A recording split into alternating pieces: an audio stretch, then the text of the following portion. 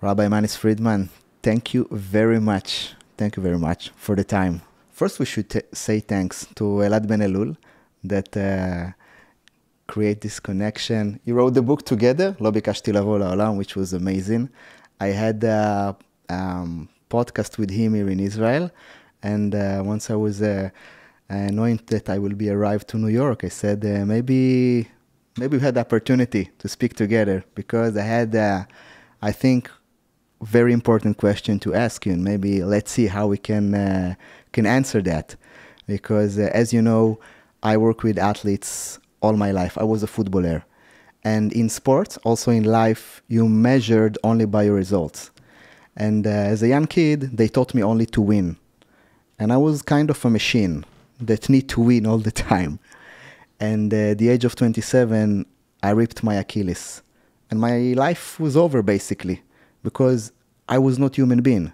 I was an athlete, a footballer, that all his results was basically saying who I am as a human.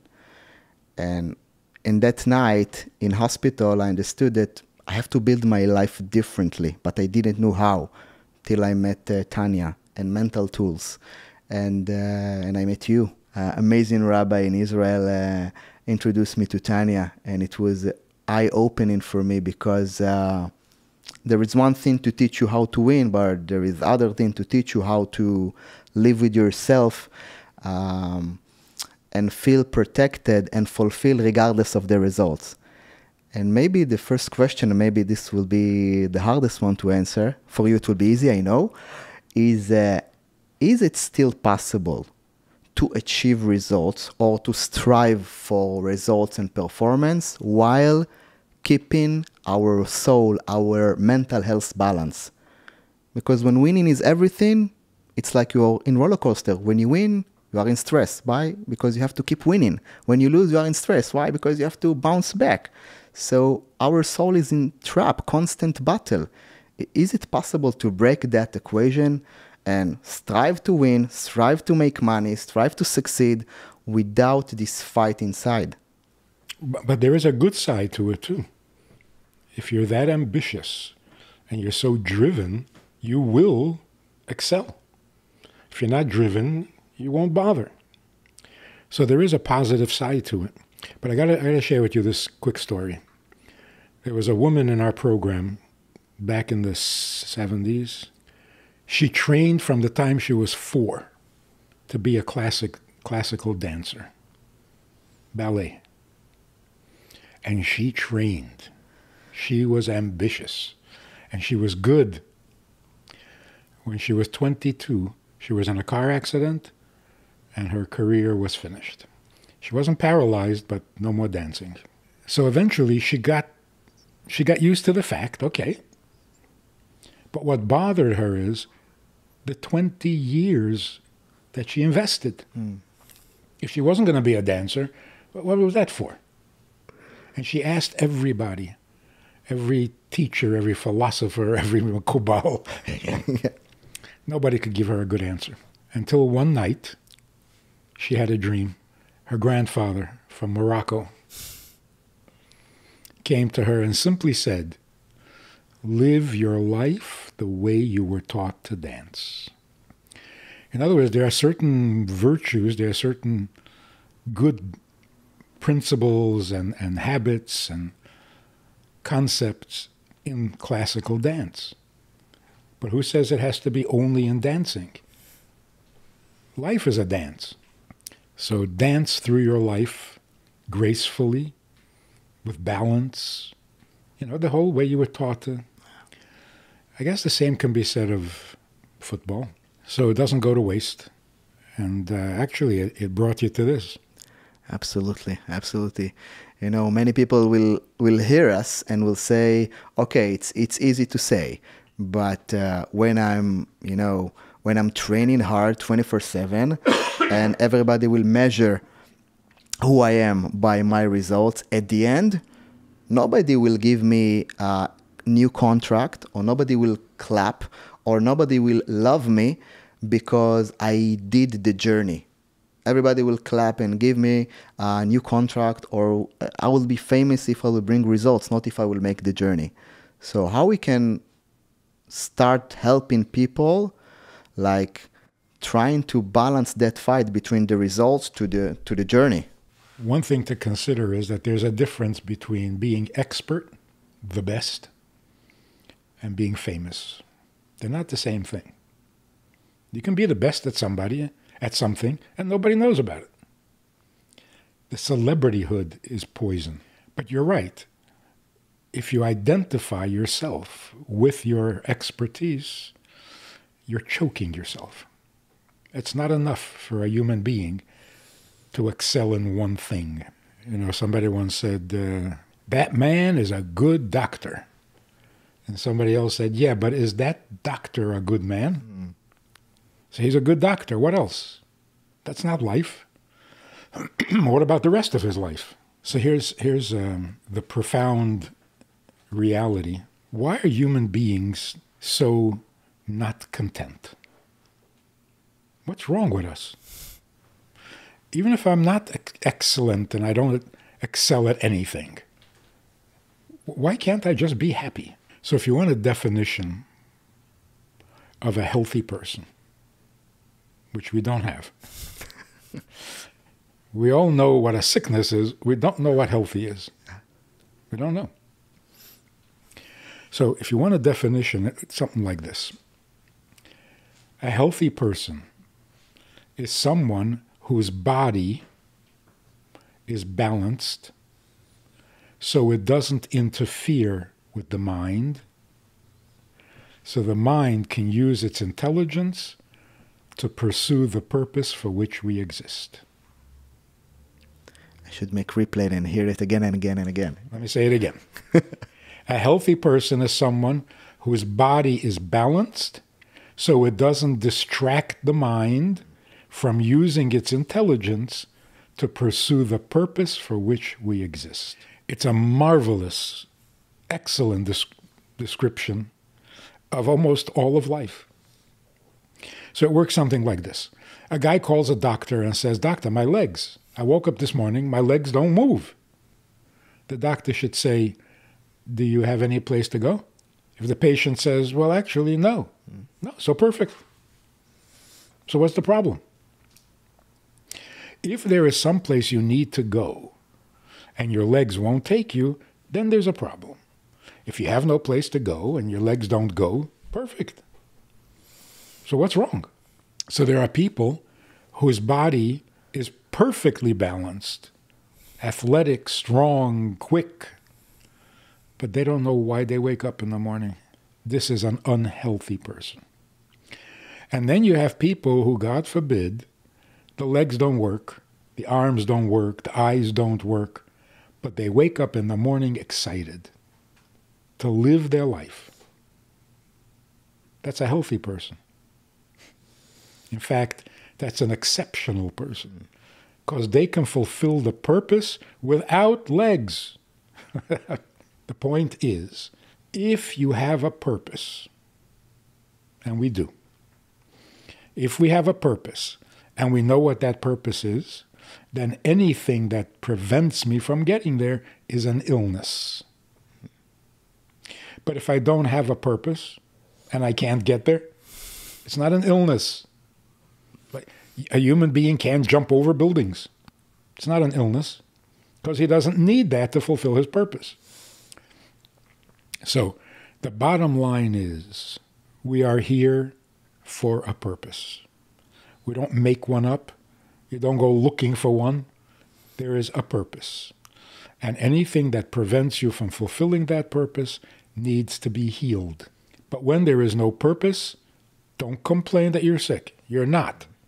You just have no need because you have no purpose. You have no appointment. You don't have to be anywhere. People are unhappy today, mostly because we don't know. We don't know why.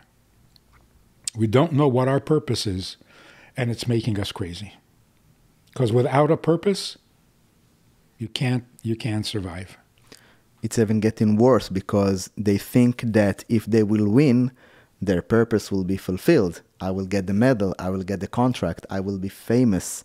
And we spoke before, and maybe you can expand on that, because you said, and I wrote it down, the glory days of the winners are so short today. See, that's the disappointment when you reach the top of the mountain and you realize you didn't need to climb it. Now what? And on the top is even more stressful. So there's actually, you mentioned Tanya, there's actually a mountain climber in the 60s. He climbs one mountain after another, he's good, he's great. He's about to climb Mount Kilimanjaro. And it suddenly occurred to him that he'll get to the top, like with all the other mountains, and then what? And then turn around and come back down. It felt pointless. Yeah. So he went to a library someplace in Africa to look for something to take with him that would make it chashuv. Yes. He found a Tanya. So he took the Tanya, and when he got to the top, he read a chapter. So if we get this right, what you're saying is that the stress not come from the pursuing to win, but it comes from that many people don't know what is the real reason they should play life for. When you think this is your purpose and you achieve it, and it turns out not to be the purpose, now what? So you become rich and you become famous and you become powerful, and you wake up in the morning and you realize, bikshti, לבוא, לעולם. Yes. So what am I doing here? I'm famous. So what? That's number one. Then number two, another very beautiful concept. The difference between a human being and an animal, or a vegetable, or a mineral. The mineral is absolutely content to be a mineral. It makes no demands. A flower is very happy to be a flower, a tree, happy to be a tree, as long as you don't suffocate it. Give it air, give it sunshine, give it water, leave it alone. It'll be okay. And happy to be a flower. Animal is happy to be an animal, as long as you don't put him in a cage and you don't prevent him from moving, pursuing its life. A human being is completely different. A human being by nature is not content to be human. Which means everything else, the mineral, the vegetable, the animal, is perfectly content to be what God created it to be. The human being is created human, but for the human, that's what I was given. What did I add? What did I contribute? Just to remain human? Not enough. Not enough. So the question is, if I'm not content to be human, what should I be? So you see people desperately trying to be good at what animals are good at. Run the fastest, fly the highest, swim the deepest, right? Yeah. And you still can't compete with the fish or with the deer or with the bird.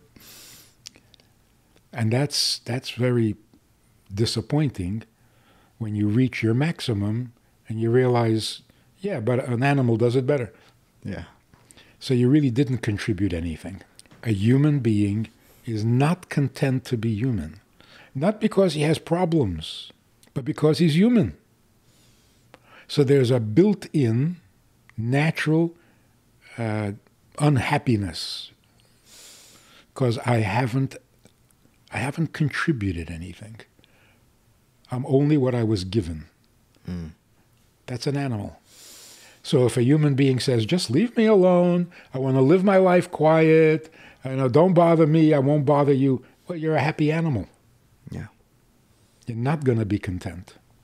So in one way, if I take your words, basically what I'm telling to myself is that I'm not enough, or I'm missing something, then I have to fulfill something inside of me, therefore I have to win, I have to be the best, I have to be the richest, I have to be number one in my class, in my team, and then you win, and then you get the trophies and degrees, and you are on the pages, and you have the glory, and then just to figure it out that it's still not enough. So if I understand, the drive is wrong, the drive that take us to where we are is wrong? The expectation is wrong. You thought that that would give your life a purpose, and it doesn't. So when you reach the top and you realize that that's not it, you become suicidal. Yeah. God forbid. Yeah. And we saw many athletes, you know, in the last Olympics, we saw Simone Biles that decided to retire and quit her Olympics by saying, put mental health first. We saw Naomi Osaka, tennis player. She was amazing. She said, when I win, I feel kind of a relief. I'm not happy anymore. And of course, we saw Michael Phelps, the swimmer. I think he had 28 medals, and he said, and he wanted to commit a suicide. So we see kind of those winners that their life is crashed on the top of their career. And from one side, like we spoke before, this is great because people speak about it. And maybe the question is, so if we see people that succeed that much and they can't live with themselves, so if we want to teach young people how to build themselves, like, so it will not happen, so they will be fulfilled, what is the right way, Rabbi? What is the right way? So the ambition is good. Not being content until you're the best, that's good. But what is it that is making you unhappy? The fact that somebody can run faster than you? So you're using the proper energy and the proper motivation going in the wrong direction. And that's going to lead to suicide. A human being, by nature, is ambitious. But figure out why. Why aren't you content to live on a kibbutz someplace quietly where nobody sees you? Why? Not because you need to be famous, but because you need to contribute. So when they were chalutzim, living quietly on a kibbutz was the purpose for their existence. Yeah. And they were happy. But fame, celebrity, yeah, that's not a purpose. When you dedicate your life to something bigger than yourself, because you're not content to be yourself, human. Now, modern psychology pushes us in the opposite direction. Oh, you have to be yourself. You have to love yourself. You have to validate yourself. You have to satisfy yourself. And we're choking on it. It's poison. Absolutely. Like, I have to love myself before I can love you. Yeah, but when I'm loving myself, I'm too busy to love you. I'm busy. I'm already in love with me. That doesn't work. So if we take that starting point, how we should start thinking about our achievement, because as I understand, it's not that I don't want to win. I want to win badly because it's create a greater person and it's excel my potential, which is great, like you said. But how should I think? It's like two goals that compete each other, right? First one is win the medal, make the money, be number one. Second one is influence, do something greater than yourself. So how we can start preparing ourselves mentally better? So you find that you have a talent. You are very fast and you're very coordinated, or you're very smart in business, or whatever it is. You don't waste a talent. That's a sin. You're not allowed to waste a talent. But talent is what makes you human. You always need to keep your eye on something more than human. So if you use your talent properly to its fullest extent, you are completely human. And don't expect that to be enough. That's just human. It's like somebody said, some philosopher, what is the purpose of life? Pleasure. And he goes out, makes a whole philosophy out of it and wrote books about it. And the whole thing is nonsense because pleasure is life. And the question is, what is the purpose of life? So you can't say the purpose is pleasure. The question is, what is the purpose of my pleasure? So just foolish. Yeah. What is the purpose of my talents? And I have talents, and I used it well. That's the purpose. So, for example, somebody becomes famous, an actor, a celebrity, a billionaire. All right, now, why? Why do you have this talent? Why were you successful? Why are you at the top of the... So that you can do something bigger than you. Then you're fine. Then you're great. You've combined the two.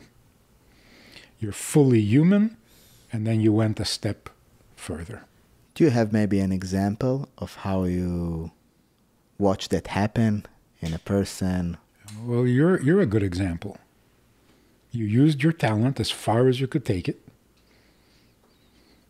And then, knowing and being expert, now you can help people who need guidance, who need confidence and direction.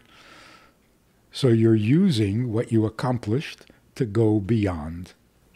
In the book, basically, the punchline, the big news is every need that a person feels or has makes him weak. Mm.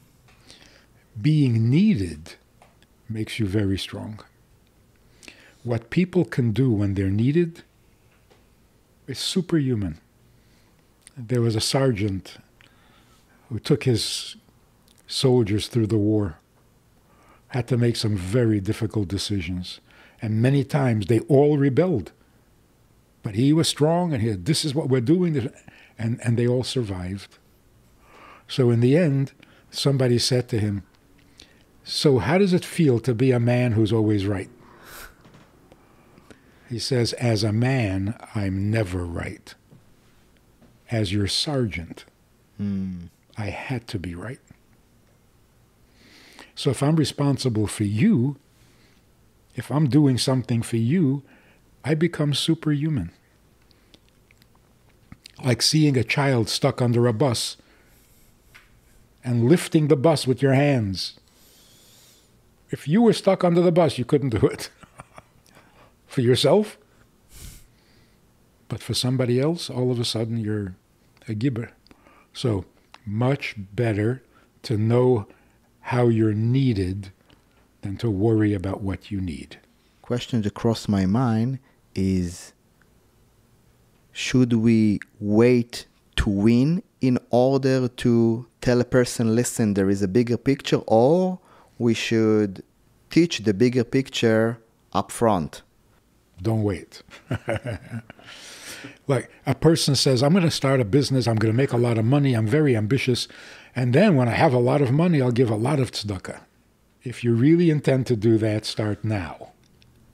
No, not rich enough yet. Okay. And the same with everything. You're a little famous, so use the little influence that you have. When you'll be more famous, you'll have more influence. When you become the most famous, you'll have the most influence. Yes. But don't wait. I was curious, what crossed your mind? You are, everywhere in YouTube. You are bringing your mission amazingly, your inspiration to all of us. What crossed in your mind once when you speak? It's like how you prepare yourself to be more than yourself. Because as I see it, it's peak performance at its best. So I'm kind of trying to, maybe to learn the secrets of what's crossed in your mind when you speak, when you bring your message. When I was a teenager, growing up here in Crown Heights, we had just come from Europe. Most of the people had just come from Europe. Most of the people were depressed.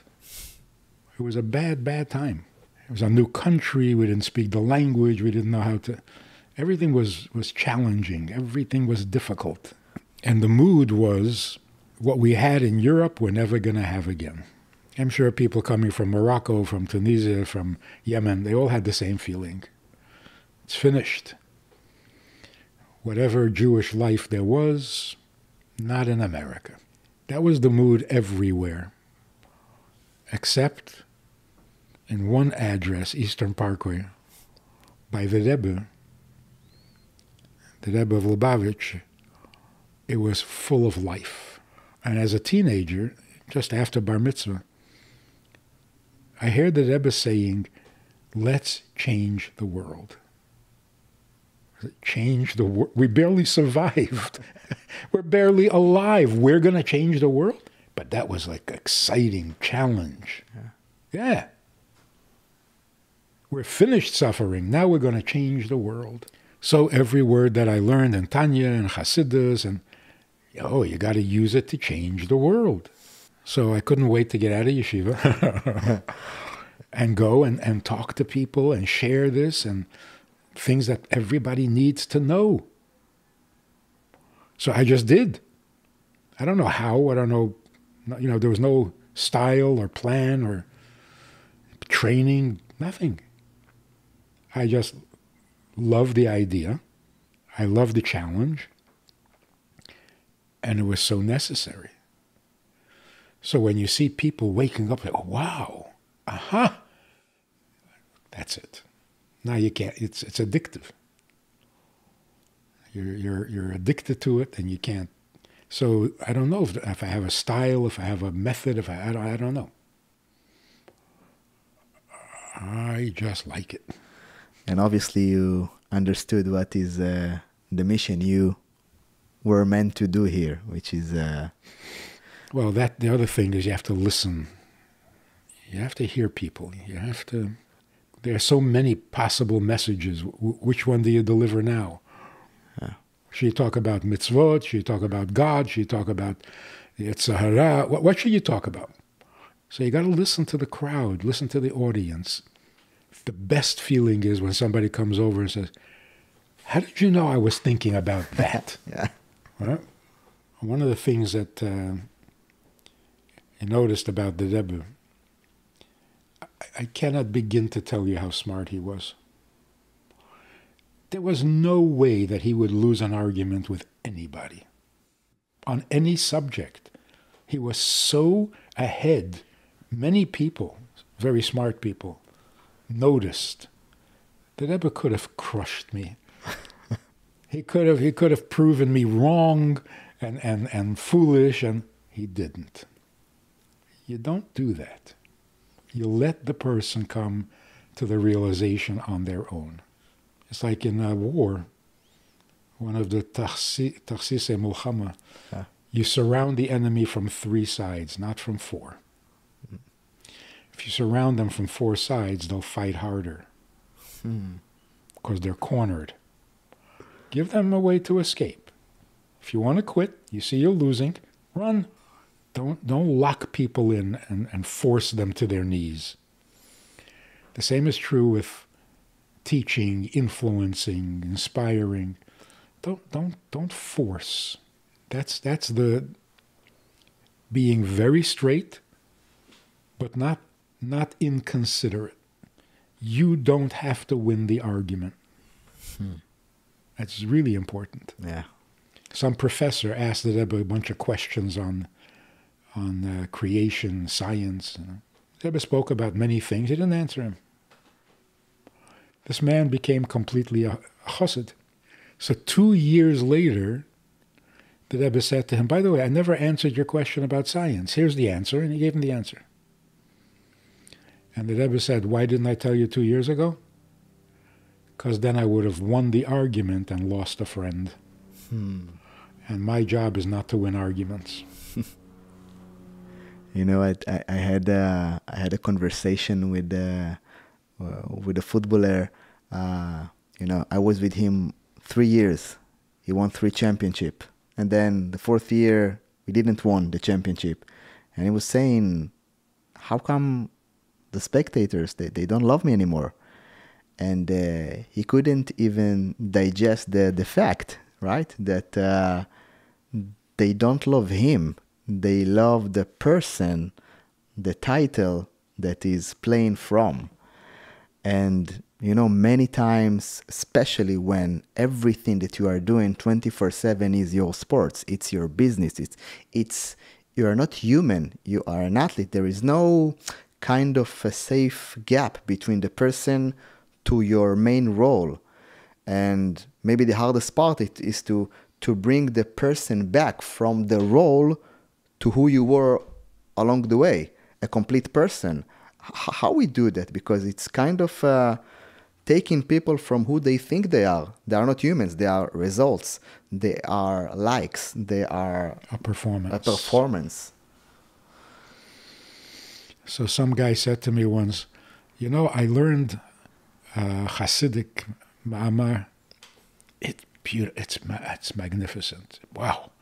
It was so deep. It was so... I said, okay, so now you're going to be a better husband. He says, there was nothing about that in the Ma'amar.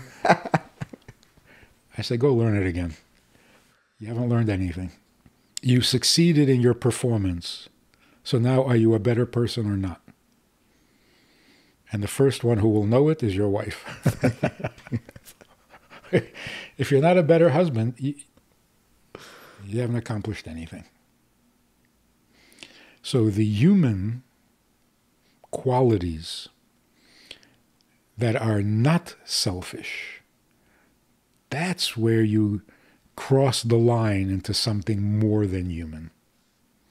When somebody else's need wakes you up as if it were your own need, or maybe even more, now you've stepped beyond the human.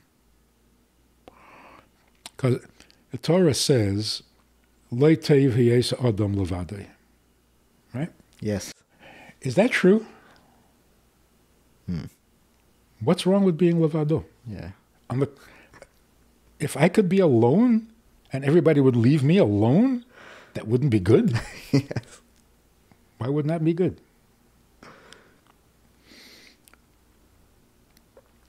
And also, why did God have to say it? Vayomer Elikim, before he creates Chava, Vayomer Elikim, lo tov hiyat adam levado, esa lo ezekinai. So just do it. What'd you say it for? You created everything so far. Pretty good job. So if you want to create Chava, go ahead. It almost sounds like he's giving an excuse. Who are you excusing? Who are you talking to? It turns out that on a very deep level, he was explaining to Adam why he created anything. Because it's not good to be alone. He was talking about himself. Why am I creating a world? What did I create you for? Because alone is not good. It could be practical. God is perfect. He can do anything. He has everything. So why not be alone? Because lo tov, there's nothing good about it. So you're the greatest football player, you're the greatest chess player, you're the greatest violinist, and what's good? It's talented. Very capable, very impressive. It's good. What's good? Unless there is somebody else, there is no goodness. So God says, I'm alone. I'm perfect. I don't need anything but just me. What's good about that? What's good about being perfect? Even if you're perfect in everything. So the human soul wants to be alone. Everything for me, just me, nobody else is important. Stay out of my way, don't interfere. The godly soul says, and what? And you're perfect? But where's the goodness? So goodness begins when somebody else's need starts to become important to you. So I discovered this In 1970, we started a program for women, college women, who are not from traditional background, not from observant families, and they want to find out what being a Jew is all about. So they would come to the program called Betrana. This is 1970. And I try to explain to them why you need to do mitzvot, what the Torah, and they look at me like, I don't need that. What are you saying? I don't need that. And you couldn't even say, well, you know, your grandfather was... No, my grandfather didn't even keep Yom Kippur. So where do you begin? How do you tell somebody you need Torah when they don't? They really don't. So first I try to say, yes, you do, you need. No. And then I realized that we're approaching the whole thing all wrong. Mitzvot are not something you need. It's what you're needed for.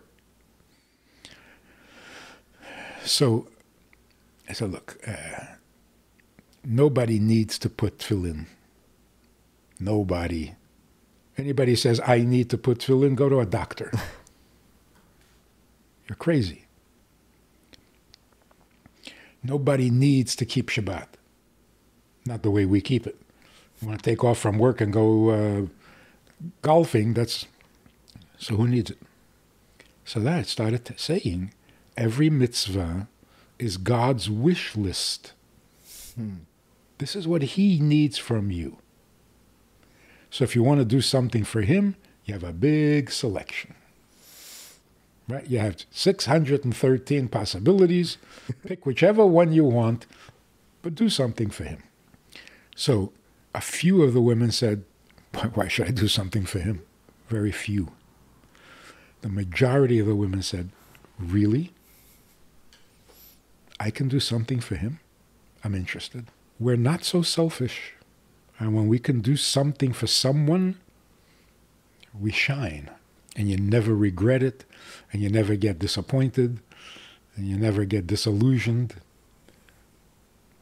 Unless you're really doing it for selfish reasons. I'll be nice to you, so you'll be nicer to me. Yes. You know, I think that this is the place when you're basically, I believe, help so many people to see different who they are. Because we are in a world that we should be something, or we should achieve something, or you will get the grade, you will be a good child for your father or mother. And the perspective of the world needs you, and you have this such an important mission that the world's need from you is something that I think not many people understand. And then first, of course, maybe you can share, like, how can we start thinking about ourselves as human beings that they are needed in the world? Like, what is the state of being I should walk to school, to my business, to the playing ground, to the field? I think it started a long time ago. I don't know whose fault it is. But it started a long time ago when we started believing and teaching that God is so perfect, he doesn't need anything. That was the beginning of the disaster. Because if he doesn't need anything and I do, so never mind him. I have needs. Yes. And he doesn't. So he tells me I should do this, do that. Not important to him. It's a disaster. Once you convince people that God doesn't need, so it's all what you need. So you need 613 mitzvot to get to heaven. Somebody comes along and says, you know what? I can get you into heaven without the 600. Oh, it's a great deal. Better deal, yes. Great deal. But who says I need to go to heaven? That was a lie. I don't need. And that is so futuristic. Yeah. Everybody's going to come to that conclusion by tomorrow. I don't need. So who does? So these are the two steps at saving the world. And it's very practical. And once you hear it, it's like, yeah, of course. The creator of the entire universe doesn't need anything. What are you saying? Don't talk nonsense. The creator has need. We don't. Because bikshti, לבוא, לעולם. Yeah. I don't need this. So I'm here because I'm needed. What? That's much more exciting. Absolutely.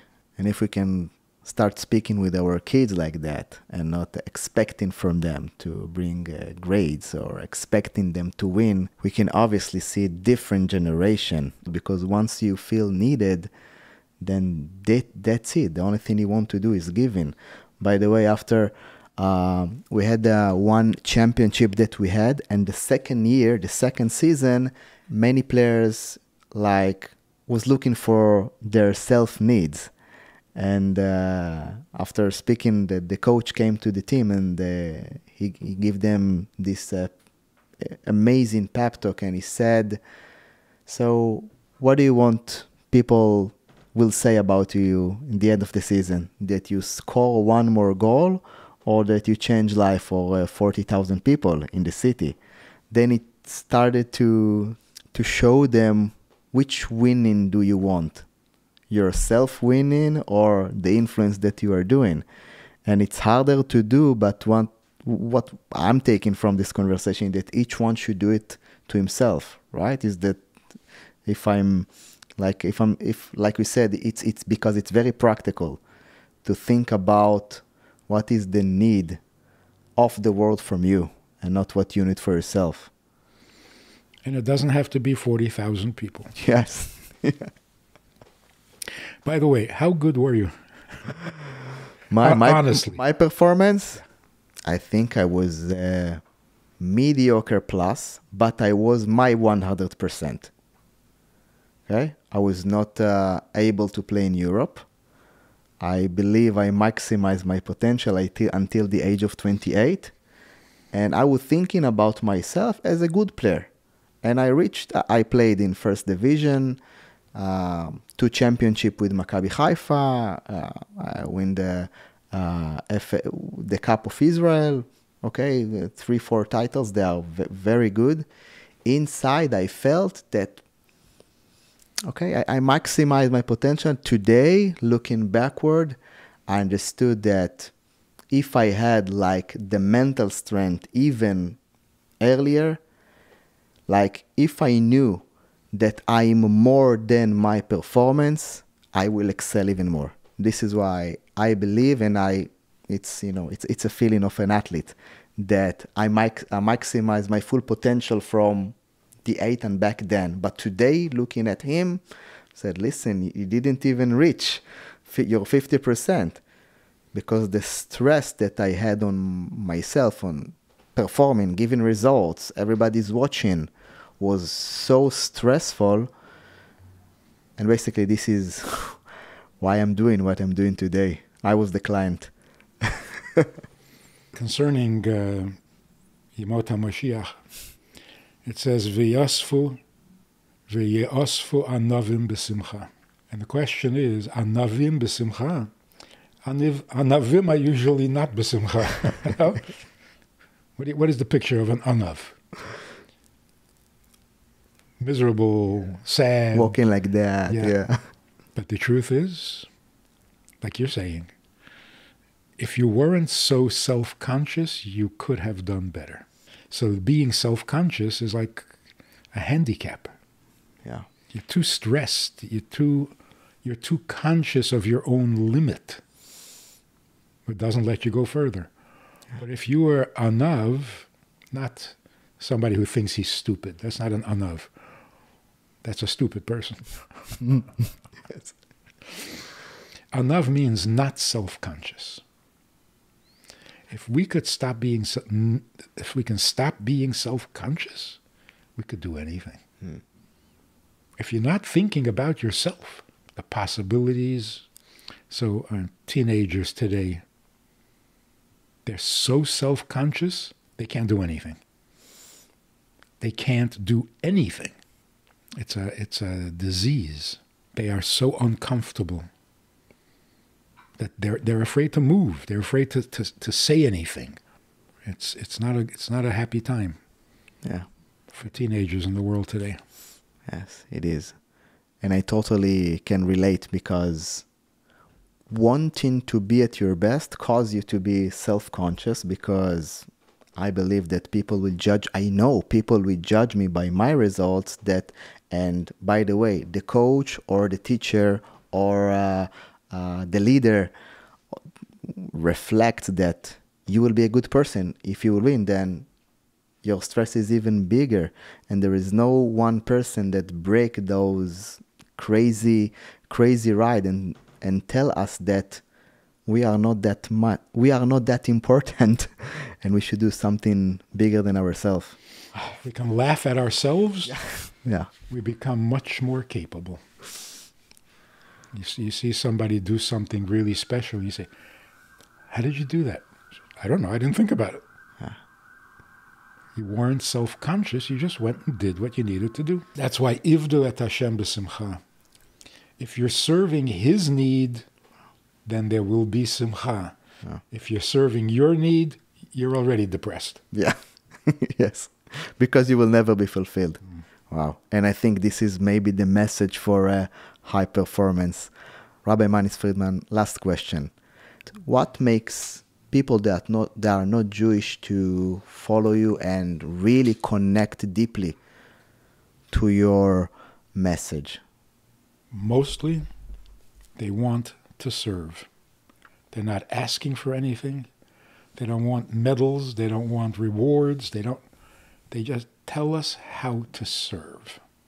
There's one guy who comes on our Zoom. We have a weekly Zoom. He's in New Guinea. It's a jungle. Yeah. It takes 8 hours he walks from his village, from the jungle, to the nearest or internet. 8 hours. Then he sits and listens for an hour, and he walks back 8 hours to share what he heard. Can't come every week. It's too hard for him. So the other people on the Zoom, they say, "Oh, we're going to buy you a bicycle. We'll send you a bicycle." He said, "No bicycle can go where I have to go." Wow. It's jungle roads, twisted, and so how devoted, how inspired does a person have to be? He can't walk 8 hours without a stop, so it turns out more like 10 hours each way. What is he looking for? This is the signs of Mashiach. Yes. Rabbi, it was really a bless to listen to you. And maybe last message to every performer that hear us. What would be the last, the most important word he should remember for this talk? We are not needy.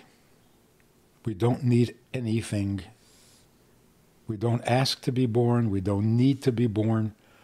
So everything we have, we should ask ourselves, why do I need that? Why was I given that? What am I supposed to do with that? Because I don't need it. So if you have a talent, why? You have success, why? What are you supposed to do with that? Like, why does God need you to be the best footballer? Why does God need you to be the richest man in town? You don't need it. So ask the question. And the answer has to be immediate and practical. Otherwise, you're just wasting time. So it's something that I can implement on the moment by producing something from myself outside. It doesn't have to wait till tomorrow, and it won't. It doesn't have to be after I change something. Like every revolution, we're going to make the world much better. We'll just kill 1,000 people here, 1,000 people there, and then it's going to become. Now, right now, God needs many things. And only he has a right to need because it's his creation. Yes. So you have 5 minutes. You're not going to do something for him. That's why the Rebbe's fill-in campaign. Nobody understood. What do you gain by this? In other words, they're saying, what does he need it for? Yeah. Why are you stopping a guy in the street asking him to put on film? He doesn't need this. So I know that's why he should do it. If he needed it, I wouldn't be interested.